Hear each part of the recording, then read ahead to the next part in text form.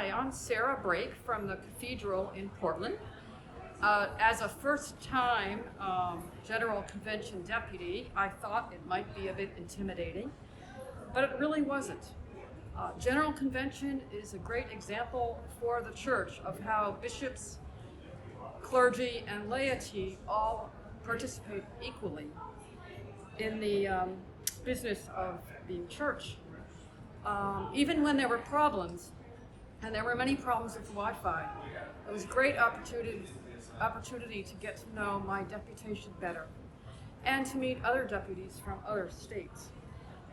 I think the most moving portion of the 4 days was on Sunday's Eucharist, when the names of women deputies between 1949 and 1970 something who had died, who had never been recognized as male deputies, have always been recognized. Their names were read out. There were women who had been elected but never seated because they were women, and women who were seated but were never honored when they died. I think the most challenging were a couple of resolutions around the location of the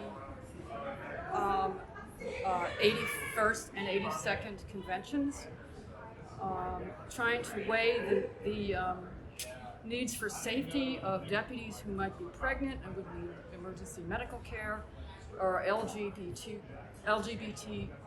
plus deputies in states with restrictive laws, versus the need to follow Jesus' call to go into the world, and the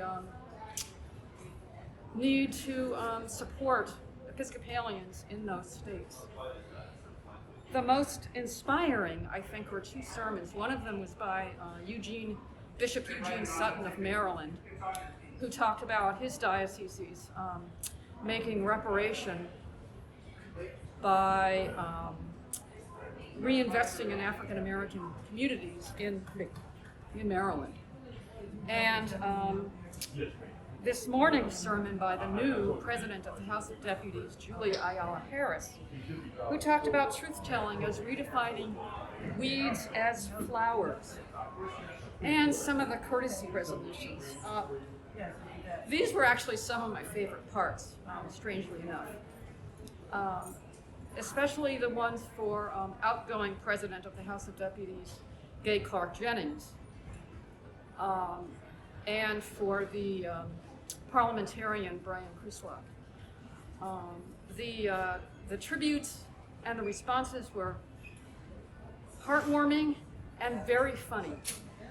Brian Kruslock made parliamentary procedure and Robert's Rules of Orders positively interesting, which goes to show that we're not only the church that prays together, we're the church that laughs together.